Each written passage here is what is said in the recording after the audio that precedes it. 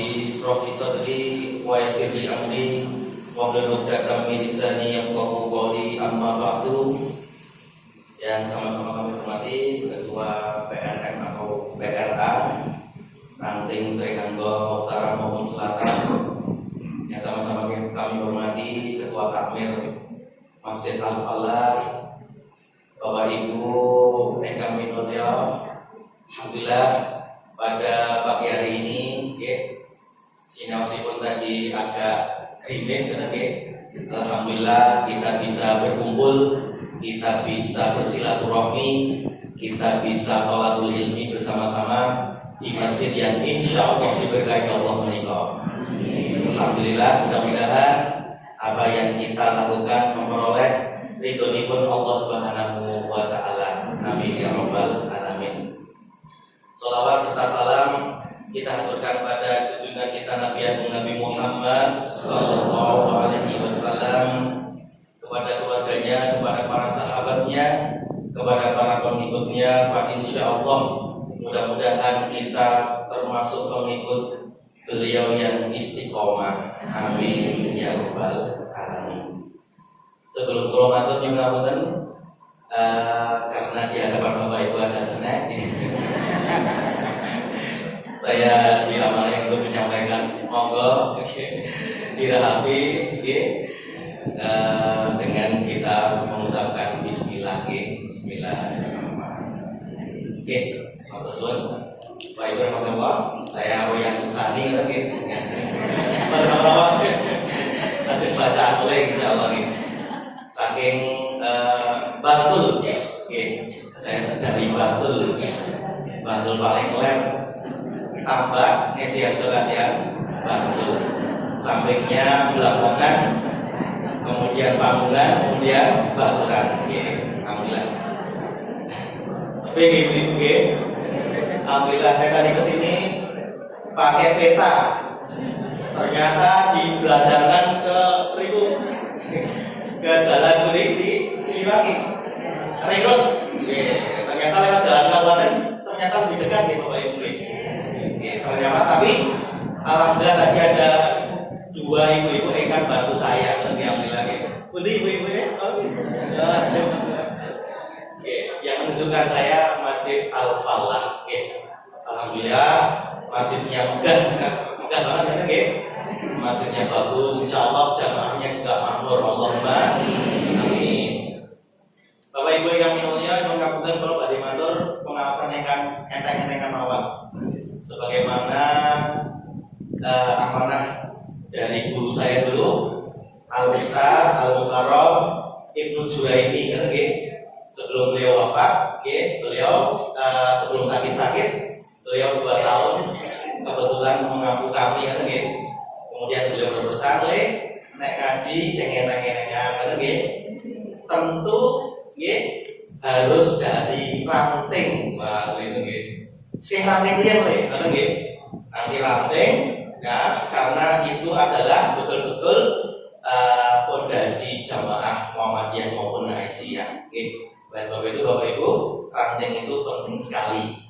Kalau ngapunten pun nanti ngisikan ranting batur ranting kasimbar, Masya Allah, ingkang rawuh pinten Bapak Ibu? 2.500. Masya Allah. Saya hitung dari snacknya. Masya Allah. Pengawasan tarjih ten Klaten menika sudah berpuluh-puluh tahun. Ingkang rawuh 6.000 lebih. Masya Allah. Ternyata jamaah kita itu juga banyak ibu bapak ibu. Jadi tinggal kita monggo bismillah kita solid sebagai jamaah. Bismillah kita tentu rukun ayem pengawasan ini nyuwun ngapunten ora paham ora apa nek kanggo nyuwun ngapunten apa? Lenen mboten napa-napa. Semanten mboten napa-napa, bebas pengawasan kula bebas. Mboten paham mboten napa? Karena apa?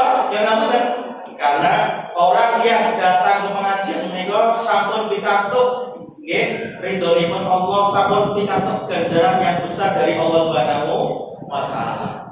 Hadis ingkang terkenal dan masyhur, man salaka tariqan yaltamisu atau yabtaghi fihi ilman sahalallahu lahu bihi thariqan ilal jannah.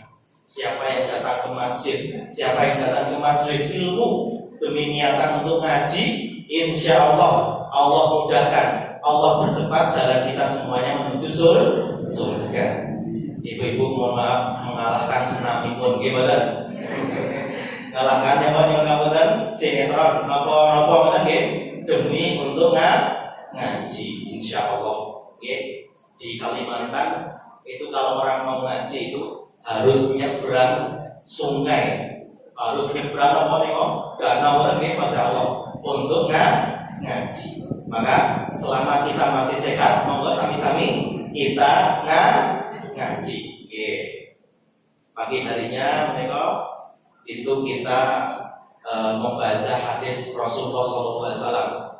Mangkana mu'afiyan fi jasadihi wa aminan fi sarbihi inda quwwati fi yaumihi ka'annama izzatu minad dunya. Sinten kemawon ingkang sehat pada pagi harinya, aman keluarganya enggak ada masalah, bisa makan hari itu, maka dia seolah-olah punya dunia dan seisinya. Kalau itu selalu saya baca setiap pagi, Bapak Ibu yang mulia. Sinten yang sehat, kemudian keluarganya aman, kemudian dia bisa makan hari itu, maka seolah-olah dia punya dunia dan seisinya. Kenapa kan Nabi tidak menikah besok? Karena besok kita nggak tahu kita hidup kenapa boten. Kan kadang nyongapunten sing sehat tapi nyongapunten kok dilalanya meninggal. Meninggal itu ya tiba-tiba, boten pandang dulu. Mati itu nyongapunten nomor cabut nomor urut.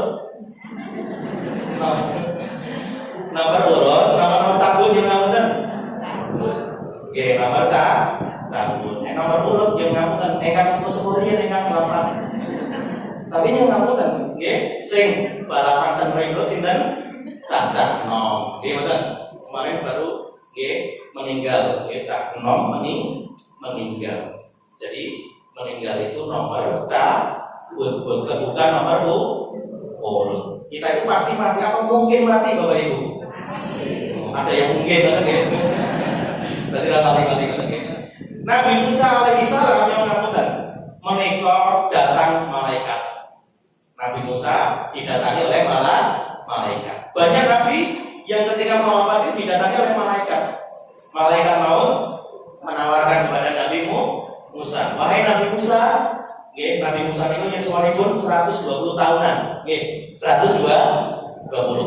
kira-kira seperti itu. Wahai Nabi Musa, malaikat menawarkan, kira-kira mau enggak? Engkau dipanjangkan umurnya, engkau dipanjangkan usianipun, yuswanipun lebih dawa, lebih dawa, langsung dangu, mungkin bisa 1000 tahun, mungkin bisa 950 tahun, kados Nabi Nuh. Kemudian Nabi Musa mengatakan, dan nanti untuk apa panjang-panjang usianya?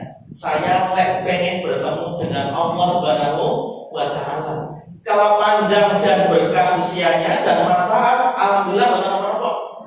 Tapi nek boten, kata Nabi Musa, saya pengen cepat-cepat untuk bertemu dengan Allah. Maka Nabi mengatakan apa? Man ahabbu liqa Allah, ahabballahu liqa'ahu. Siapa yang remen, siapa yang senang bertemu dengan Allah, maka Allah pun senang bertemu dengan dia.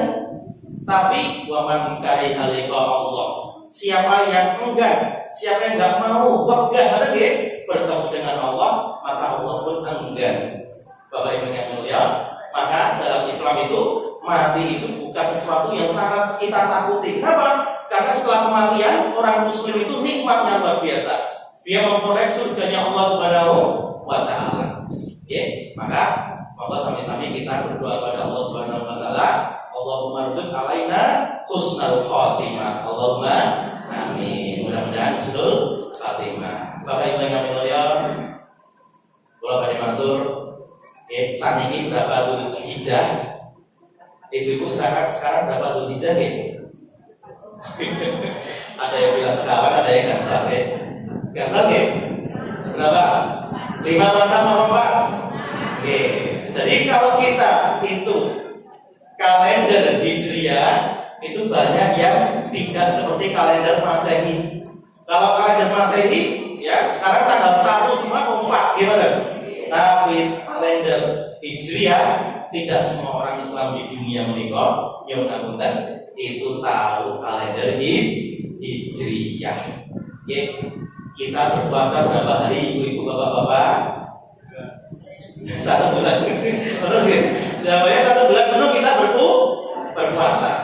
Jawabannya orang Indonesia kemarin, Ramadan kemarin kita berpuasa 30 hari. Puasa tanggal 1, riwayat tanggal 31. Berarti apa? 30 hari kita berpuasa. Oke. Orang Malaysia itu berapa hari berpuasa? Cuma 29, Bapak Ibu.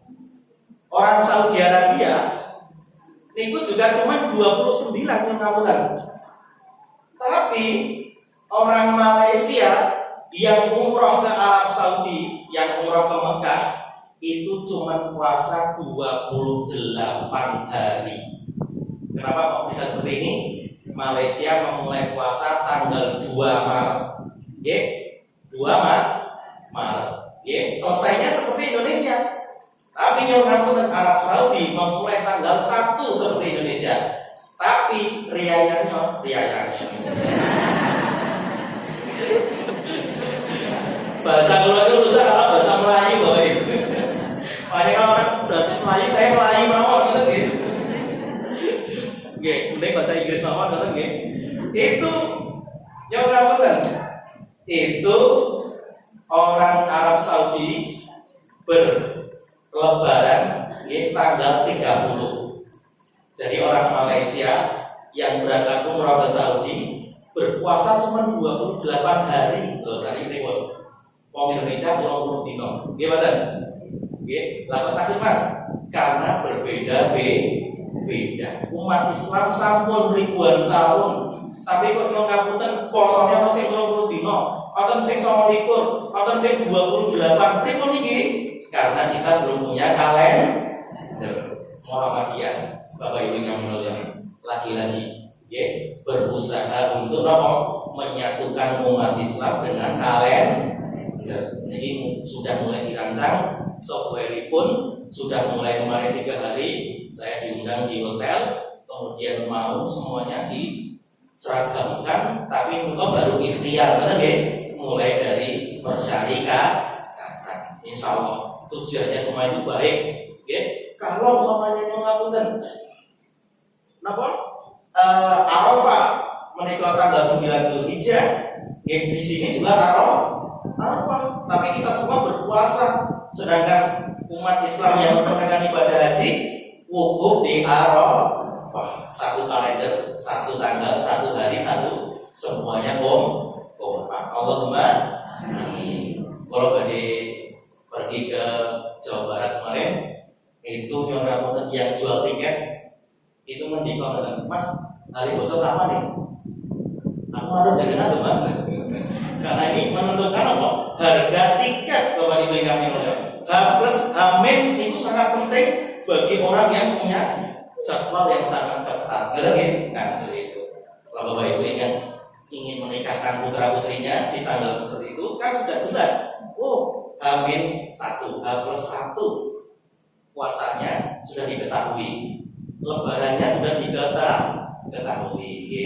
Monggo sami-sami kita mendukung program apa untuk KHGT, Kalender Hijriah Global Tunggal Terpadu. Allahumma amin. Mas aku tanggalan bertanggal selawe Pak bagajian maksudnya. Tapi benar Bapak Ibu yang mulia, kita ikhtiar. Nah, kalau Matur pada pagi hari ini kita berada di 10 hari pertama bulan Dzulhijjah. Menika adalah hari-hari terbaik bagi kita Bapak Ibu yang mulia. Nabi Muhammad mengatakan, "Ma min ayyamin aqdamu indallah min hadhil ayyam." Ini adalah hari-hari terbaik kita beramal soleh. Imam Ibnu Rajab Al-Hambali ketika di dalam kitabnya Lataiful Ma'arif, ini adalah hari terbaik kita dalam beramal soleh. Siapa yang beramal soleh pada pagi hari ini, pada siang hari ini, pada hari ini, pada hari-hari ini, maka Allah akan lipat gandakan ganjaran itu. Kenapa? Karena Nabi mengatakan mamin ayamin aqdamu indallah min hadhil ayyam. Ini hari-hari terbaik kita dalam beramal soleh. Kenapa? Yang pertama, termasuk bulan haram, bulan suci. Yang kedua, mengakukan kalau dilihat dari waktu pagi dan siang hari 10 terakhir, 10 hari yang terbaik itu adalah 10 pertama bulan Dzulhijjah. Kalau dilihat dari malam harinya, itu 10 hari terakhir bulan Ramadan.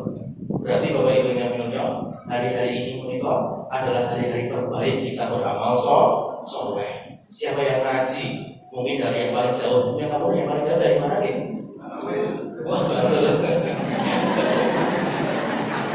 Keluar dari Batu gitu. Pokoknya yang paling jauh Allah akan catatkan sebagai amal kebaikan, insyaallah. Bapak Ibu, ini adalah hari terbaik. Ada apa saja di bulan Dzulhijjah, 10 hari pertama bulan Dzulhijjah?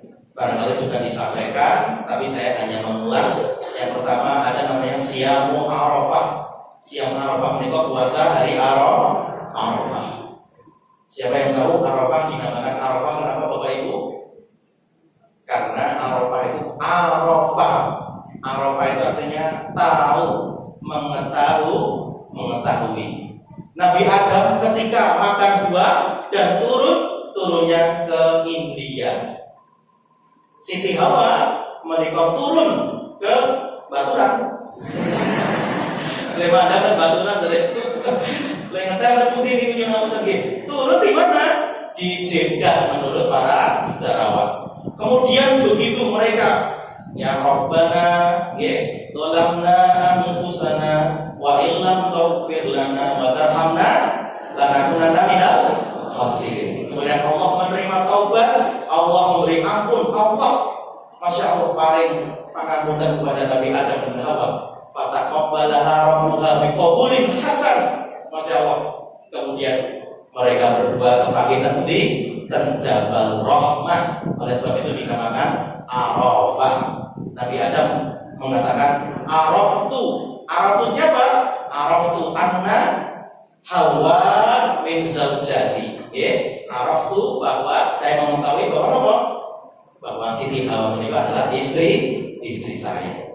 Begitu mengetahui namanya Arafah. Siapa yang berpuasa bulan Arafah di Arafah, siapa yang berpuasa di tanggal 9 Dzulhijjah, maka Allah ampuni dosa-dosanya, dosa yang tahun lalu dan dosa yang tahun depan.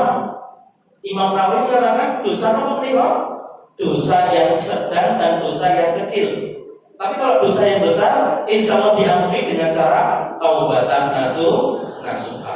Siapa yang Arafah ahtasib Allah ayyul kafir sana allati qablaha wa sana allati ba'daha. Puasa Arafah menikah pahalanya bisa menghapus dosa tahun lalu dan dosa tahun depan, dosa yang sedang dan dosa yang kecil. Atau kita berpuasa di hari-hari ini, kita berpuasa di 10 hari terakhir, 10 hari pertama bulan Dzulhijjah. Bapak Ibu yang mulia, monggo sama-sama kita beribadah beramal soleh di hari hari pertama bulan Dzulhijjah. Yang mengenali Bapak Ibu yang mulia, yang berangkat haji kita doakan menjadi haji yang mabrur, haji yang transformatif. Yang terbusur namanya kok kita nih Pak? Yang berangkat haji. Setengah tahun, oke. Kalau tambah belum ada. Yang Baturan ini Pak? Dua, Masya Allah. Ngapain dua? Masya Allah. Mungkin kita doakan sama-sama ini. Masa ini antrinya kita nih Mas. Antrinya rata-rata 30 tahun lebih. Nek Yogyakarta, nek Malaysia, nek antrinya 120 tahun. Yang reguler ya, kamu itu. Ini antri ini 3 tahun. Oke. Nah, orang Madinah berapa tahun? Orang Madinah pun antri Bapak Ibu. Antri 5 tahun. Oke, antri ya. Orang Mesir juga antri, semuanya antri. Nah, buatan antri juga buatan Mekah itu kebak.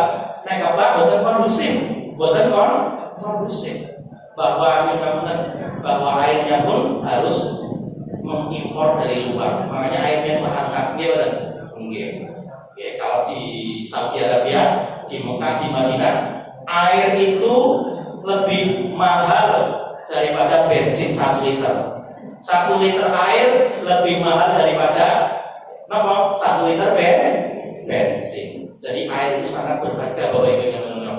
Orang kalau bikin sumur tetap ditembak. Tetap apa? Ditembak. Bukan seperti di Yogyakarta. Di Yogyakarta orang dari sumur itu 4 meter saja keluar airnya. Tapi di tanah Timur Tengah itu harus ditembak, harus dalam untuk apa? Bikin sumur. Nah, mungkin ada yang mengatakan, Mas, kemarin gua lagi sumur ya, harus dari sumur sih. Tapi nyunakan teman Timur Tengah, ya kalau di Mesir juga itu harus dalam Bapak Ibu yang mulia. Makanya yang terbaik ini kok sedekah air kata Nabi. Kenapa? Air di sana itu sangat mahal. Oke. Tapi nek tengah ini kok air itu nanti banjir ke jalan-jalan. Jalan apa maksudnya? Saya berkali-kali lewat masya Allah, guys. Oh, Indonesia ini ternyata, luar biasa airnya, hujan aja luar biasa, obatnya luar biasa. Maka kita harus bersyukur. Kemarin Presiden Prancis mendikon apa? Indonesia menikah adalah negeri yang sangat indah. Lalu Bapak Ibu disalami betul? Disalami oleh Presiden Prancis betul? Betul, ya. Bapak Ibu yang mulia, antri haji menikah lumayan panjang. Kenapa? Karena dilihat dari penduduk dan wilayahnya. Neten Thailand hanya 1 tahun. Kenapa? Karena Islamnya bukan mayoritas. Kalau orang zaman dahulu, kalau Kiai Haji Ahmad Dahlan itu kalau berhaji itu sampai berbulan-bulan Bapak Ibu yang mulia. Kiai Haji Mas Mansur, tokoh-tokoh kita zaman dahulu, mereka kalau tidak haji, sampai berbulan-bulan. Di antara mereka, rahimahullah, itu berangkat hidup belum tentu pulang hidup. Gimana? Karena apa?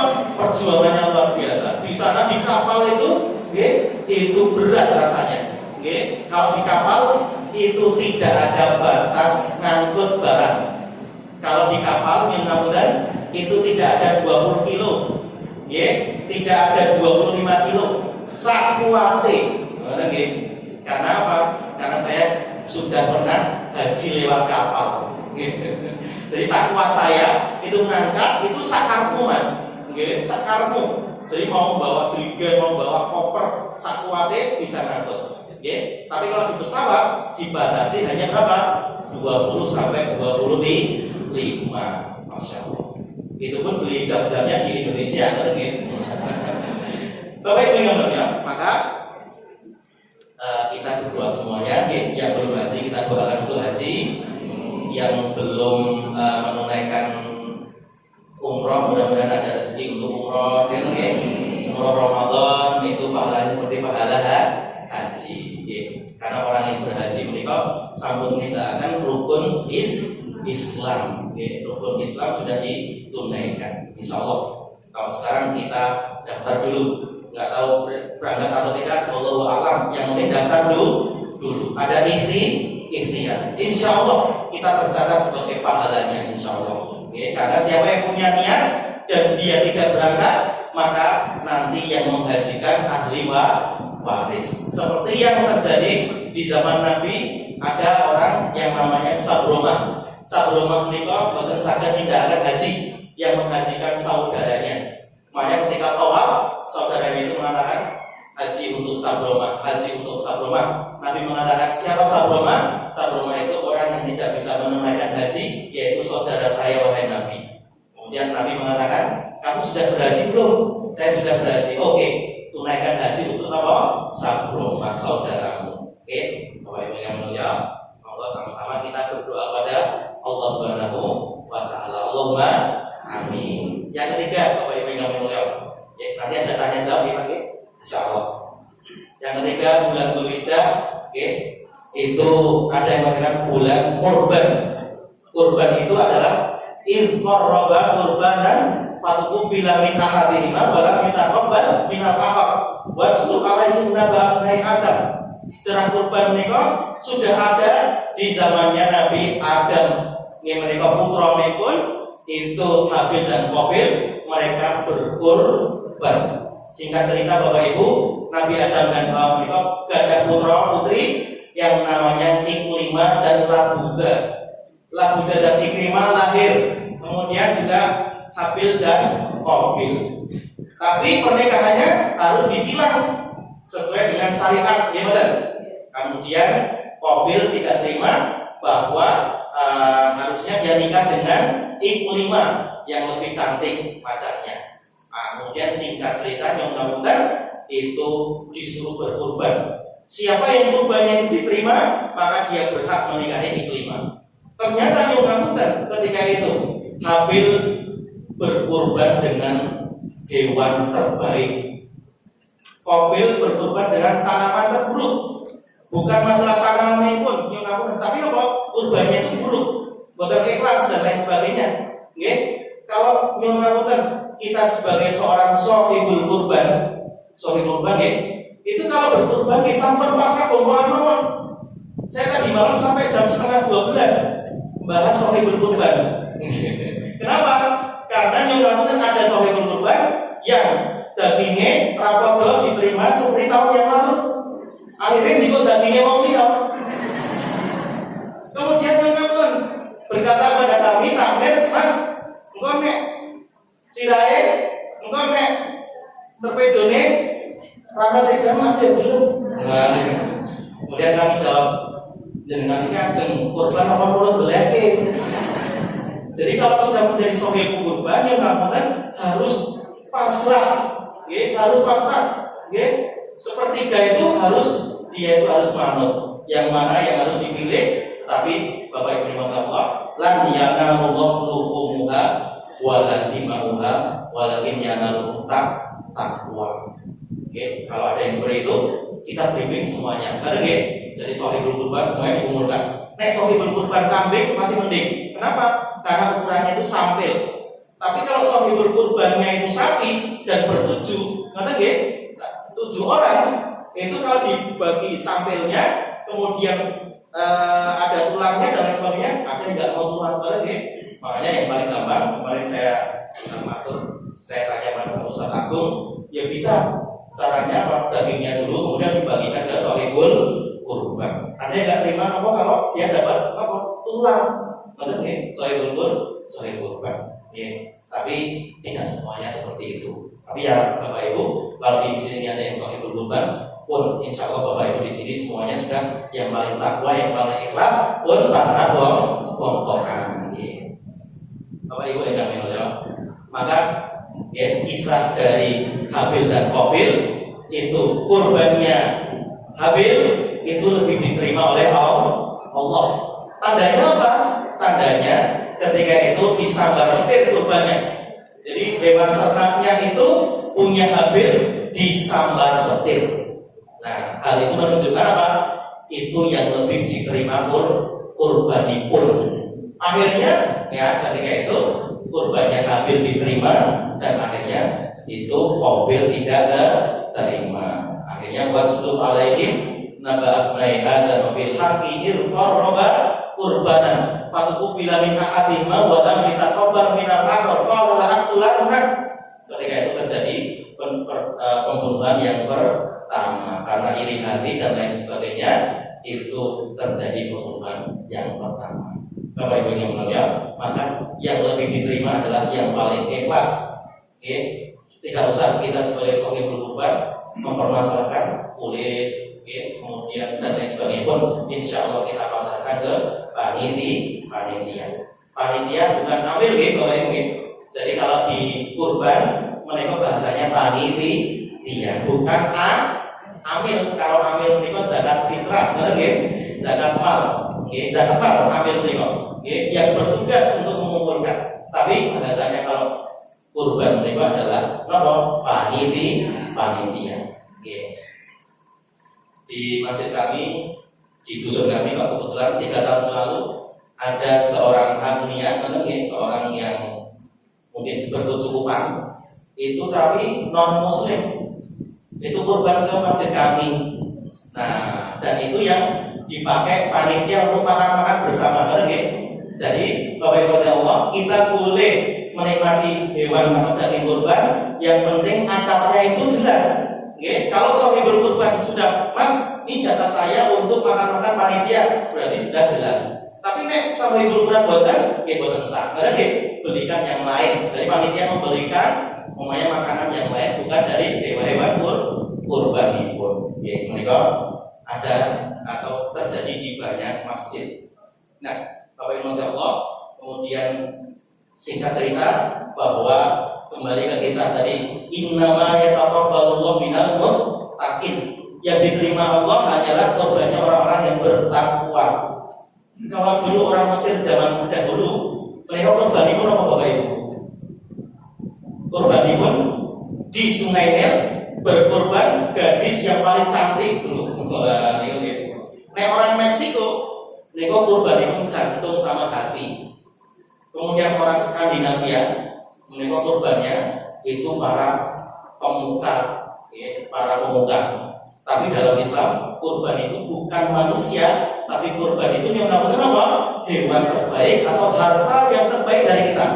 Kisahnya Nabi Ibrahim, saya ulangi, bahwa Nabi Ibrahim ini kan apa? Inni araka fil manam anni atba'uk. Ya, Nabi Ibrahim berkata kepada anaknya Ismail apa Ishak ya? Yang namanya ada yang mengatakan Ishak, tapi yang paling rajih menika putranipun ingkang namanipun Ismail. Nabi Ibrahim lama punya anak, 86 tahun baru punya anak, maka begitu punya anak, ketika itu langsung disuruh untuk berdakwah ke luar negeri. Nabi Ibrahim. Jadi ibu-ibu yang nonton, nek bapaknya lagi dinas, lagi berdakwah, kamu digodeni kadang-kadang mas balik. Nah, kita kalau itu rondo itu kan balik bojone. Padahal rondo loh, melaksanakan kewajiban kamu betul dia kan balik oke. Kembali ke rondo apa kan? Boleh gitu, tapi ya apapun macam bangga kan gitu. Dibudeli banget atau dibudeli mas, perasaan yang ini betul ketika naik dia. Maka ketika itu Siti Hajar itu juga berkata kepada Nabi Ibrahim, wahai Ibrahim, ini yang nyuruh siapa kira-kira? Ini Allah apa hanya karena kamu sendiri? Kemudian Nabi Ibrahim ini Allah Subhanahu wa taala yang memerintahkan seperti ini. Begitu balik dari luar negeri betul. Apa? Inni araka fil manam anni atba'uk. Wahai Nabi Ismail, wahai ananda tercinta, saya bermimpi bahwa saya menyembelih kamu. Apa yang kamu ucapkan? Dengan bani nopo. Nah, itu nih. Apa yang nopo? Apa jawaban mulai? Untuk yang jawab Ismail. Nek saya jawab pemuda tambah pembaturan. Yang kamu kan, ketika orang tuanya mimpi aku mimpi belah gue. Aku mimpi kodoh ya Pak. Ya kodoh aku yang mimpi. Untuk saya jawab cinta Ismail istrinya Ismail niko ijabatus syariah. Bapak Ibu Allah. Kalau ada anak yang seperti itu berarti dia sangat taat sama Allah. Wahai ayah lakukan, haji sana dengan ibadah. Istrinya juga sekarang silakan, ke masjid, sholat di masjid, jamaah nyumbang masjid, dan lain sebagainya. Itu namanya ijabatus syariah. Untuk saya jawab Ismail. Wah, ini saya jawab ya. Mungkin gitu, Bapak Ibu Allah. Kemudian Ismail alaihissalam diganti dengan yang terbaik, diganti domba yang sangat baik. Maka para ulama mengatakan bahwa Mas, ada yang ulama mengatakan bahwa kurban terbaik itu jadi apa? Ada yang mengatakan sapi, ada yang mengatakan domba. Ulama madzhab Syafi'i mengatakan kurban terbaik ini domba, wedhus. Kenapa? Karena Ismail diganti wedhus. dadi sapi. Nah, itu. Boten, boten nggih. Kurban terbaik itu sapi. Dari bakul sapi. Dari bakul sapi sapi. Kenapa? Sapi nomor untung. Kenapa? Karena orang yang datang ke masjid, orang yang datang awal-awal di sholat Jumat, niku entoke angsalipun untung apa sapi. Boten wedhus, maksudnya urutanipun. Wah niku debat lah Bapak Ibu yang ulama debat mau sing putih sing maka yang paling baik adalah kurban ingkang ikhlas. Baik itu domba, baik itu sapi, baik itu nepite orang kok. Kalau ditanya Mas nepite pripun? Saya mikir karena dia juragan ayam kan, angsal saya bilang itu. Itu 1000 ekor ayam. Nanti saya belikan kambing Mas. Cara orang Muhammadiyah Aisyah ini berdakwah itu erogen. Boten gampang ngampirke, boten gampang nyalahke, bener lho. Supaya diterima oleh orang banyak. Ya selain kita yang ngomong raituk, lah orang raituk. Gimana? Nah, terus gimana? Nabi juga tidak seperti itu. Nabi itu sangat halus. Jadi walaupun tak fadzan ghalidul qalbi lan faddu min hawli. Nek kamu keras banget, nanti orang juga lari. Kita itu jawab bil hikmah wal mau'izah al hasanah. Bapak Ibu yang mulia, yang lalutan, kita tanya jawaban Ini saya lihat baca-baca ahli surga Bapak Ibu nih, Masya Allah. Dari pojok sana sampai pojok sana, ini tahu. Ahli surga Insya Allah Tapi kalau yang waktu di depan ini saya nggak tahu ahli nolong yang jelas itu ahli hisab yang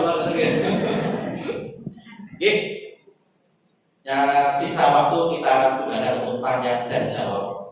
Nanti kalau saya tidak bisa menjawab, nanti Ustaz Hakim dan Ustaz Rasul Nuri, bapak-bapak ikan penting ingkang menjawab. Monggo Bapak Ibu ada yang mau bertanya boleh? Wah dan Bapak Ibu aman. Oh, ikan penting. Insyaallah. Naminipun dan asal Ibu. Assalamualaikum warahmatullahi wabarakatuh. Nama saya Ibu Yayu dari Biru.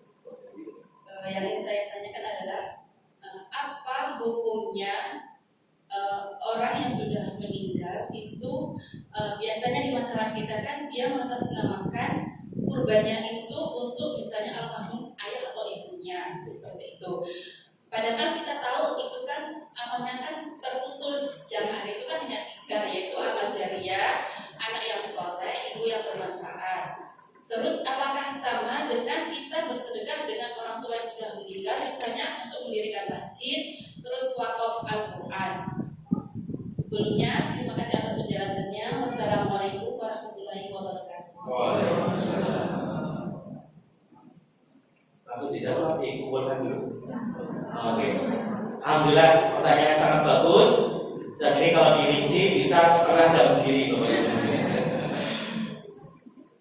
Jadi pengertian husnul khotimah itu kemarin saya lagi rapat itu ternyata ada hadis yang menyebutkan bahwa yang dimaksud husnul khotimah itu tidak hanya meninggal ketika mau meninggal itu meninggalkan baik lagi, tapi yang disebut husnul khotimah itu orang yang meninggal dunia kemudian ilmu amal itu bermanfaat bagi orang banyak, dia didoakan oleh orang banyak, itu disebut husnul khotimah ternyata. Saya baru tahu ternyata. Tapi Bapak Ibu yang tinggal ya, pertanyaan sangat bagus banget. Boleh bukan kira-kira kita berkurban contoh itu beribadah mengatasnamakan orang yang sudah meninggal, entah itu kakek nenek, entah itu orang tua? Jawabannya, kalau orang tua pernah berwasiat bahwa aku kok pengen kurban loh, seperti itu, maka kita boleh untuk berkurban atas nama beliau. Betul ya? Atau juga ngapunten, orang tua pernah bernazar, aku kok pengen anakku lulus dia kabeh, aku kok pengen nazar ya, nazarnya boleh wedhus. Kemudian mudah-mudahan orang tua sudah meninggal, maka kita wajib untuk berkorban atas namanya. Ya. Karena apa? Karena nazar berkaitan dengan ibadah wajib hukumnya. Tapi yang nazar, contohnya aku pakai lurus pengen traktir sak kampung ngawen ya. Itu buatan wajib, tapi hukumnya mubah. Nanti nggih. Nggih. Tapi kalau aku pengen tahajud 3 hari berturut-turut, hukumnya wajib. Jadi nadar yang berkaitan dengan ibadah, hukumnya wajib. Sama seperti pertanyaan Ibu, berarti kalau berkorban atas nama orang yang sudah meninggal, asal dia yang pertama punya wasiat, dan belum terlaksanakan, yang kedua pernah bernadar, maka boleh-boleh saja. Tetapi kalau memang tidak ada sama sekali, mending tidak perlu. Wa anil insan laisa lahu min. Jadi la yukallifullahu nafsan illa wus'aha. Kemudian apa? Idza mata insan inqata'a amaluhu illa min fala ya shadaqah jariyah ilmu yuntafa'u bihi wa waladun sholih yad'u lahu. Kalau begitu insyaallah. Jadi pernah belum kira-kira almarhumah kira-kira berwasiat pernah belum kira-kira? Pernah? Oke, berarti kita berkorban atas namanya. Tapi nek boten wonten yang ngapunten nggih boten sah. Karena nggih jawabannya sama benar Bapak Ibu? Sudah nggih. Jadi wasiat atau nadar itu boleh pakai nama yang sudah meninggal. Satu lagi, nggih, boleh. Monggo, nggih, monggo satu.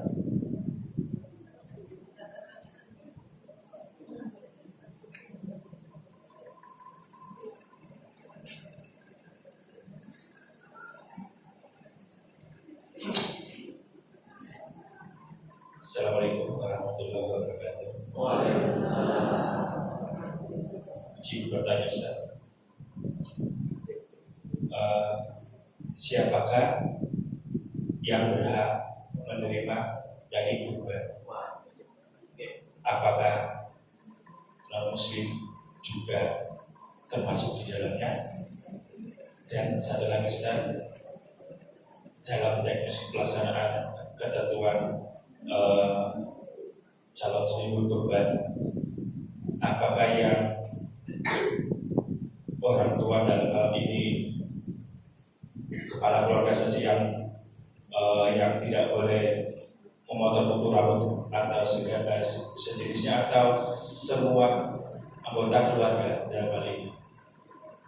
Apakah cukup mewakili kepala keluarga ini saja atau seluruh? Terima kasih. Assalamualaikum warahmatullahi wabarakatuh. Waalaikumsalam. Oke, alhamdulillah. Tapi ya ini pertanyaan putus-putus banget Bapak Ibu mungkin. Berarti ngasih dia tenang kita. Oke. Yang pertama, daging itu dibagi menjadi 3. Yang pertama untuk shahibul kurban. Oke. Yang pertama untuk shahibul kurban. Oke. Kalau sederhananya di zaman Nabi itu sampai tapi kalau sekarang Allah dibagi sesuai dengan adat hukum. Yang pertama, yang kedua, daging itu dibagikan kepada fakir miskin yang meminta-minta atau yang tidak meminta-minta. Ada proposal masuk, ternyata ini kampung sini belum bagian semuanya, ada itu semuanya. Nanti setelah nunggu kampung ini semuanya kebagian dia, boleh. Yang ketiga, daging kurban itu dibagikan itu pada masyarakat. Ya, ada ulama yang mengatakan, kalau fatwa para ulama itu baik muslim atau non muslim boleh menerima. Tetapi yang kemudian kalau umpamanya yang muslim itu banyak yang fakir dan miskin, prioritaskan yang muslim dan fakir miskin dulu. Baru begitu sudah kurang yang kemudian sisa boleh non muslim untuk dibagikan. Kenapa non muslim itu boleh dibagikan? Karena sebagai lahan dakwah. Itu alasannya. Ya Allah, ini orang Islam merasakan daging, karena itu juga kita merasakan. Nah, mereka tertarik untuk masuk Islam. Untuk asas keadilan. Tapi namanya muslim fakir dan miskin itu belum kebagian, prioritaskan itu dulu Bapak Ibu. Sehingga semuanya kebagian dulu, baru nanti yang non muslim juga boleh. Pada prinsipnya boleh. Karena itu Pak. Yang kedua tentang larangan memotong kuku, itu itu kembali ke hewan nopo kembali ke sohibul kurban? Ada yang ada yang mengatakan seperti itu. Kenapa? Di Selandia Baru, di negeri-negeri yang dingin, itu nek kuku, mame kuku wedhus nopo kuku nopo itu dipotong dan rambutnya itu dikuliti, itu akan dingin dan menyebabkan ya hewan kurban itu sakit loh itu. Makanya ulama memahami dua. Yang pertama itu kembali ke hewan, ya, tapi yang paling logis itu kembali ke sohibul kurban. Artinya orang yang mau kurban itu dilarang potong kuku. Kenapa? Karena kuku ini akan menjadi saksi besok hari kiamat bahwa dia pernah berkurban. Kuku yang panjang itu nanti setelah rioyo, setelah belek itu baru boleh dipotong, karena itu nanti akan dosa-dosanya itu akan diampuni oleh Allah. Maka lagi pertanyaannya tadi, kalau umpamanya atas nama putranya yang nggak boleh potong itu putranya nopo wali ini pun nopo orang tuanya. Jadi sebenarnya masalah khilafiyah. Ada yang mengatakan walinya lebih berat untuk tidak potong kuku dan segalanya. Kata itu. Tapi kalau ngomongnya anak kecil itu modern kamu nyosok mungkin nyosok dan sebagainya. Kan ada yang 2 tahun, baru 2 tahun itu sudah di atas namakan. Ada yang 3 tahun, jadi rasanya itu makruh untuk potong kuku. Berarti lagi. Jadi kembali ke sohibul kurban wali ini pun berarti orang tuanya ya nggak potong kuku. Berarti itu dan ada yang mengatakan bahwa enggak, yang jelas yang di atas namakan oleh orang tuanya. Tapi yang menurut hemat saya bisa saya dipotong sikit rampok sampai nanti tanggal 10 setelah penyembelihan itu baru boleh potong kuku. Kalau gimana saya kira itu Bapak ini luar biasa ini pengajiannya luar biasa. Engkau rambut banyak sekali kalau mengalami ranting manapun misalnya dari ranting pertama kita ada nanti kita laporan ke PP, nanti apa yang dikatakan PP insya Allah nanti pada nyuwun apa nyuwun apa kereta kelinci Mas itu ada anak saya komentar itu kulit kereta kelinci kok tapi saya numpak kok buatan kelinci Bila cerita semata, dengan satu tolak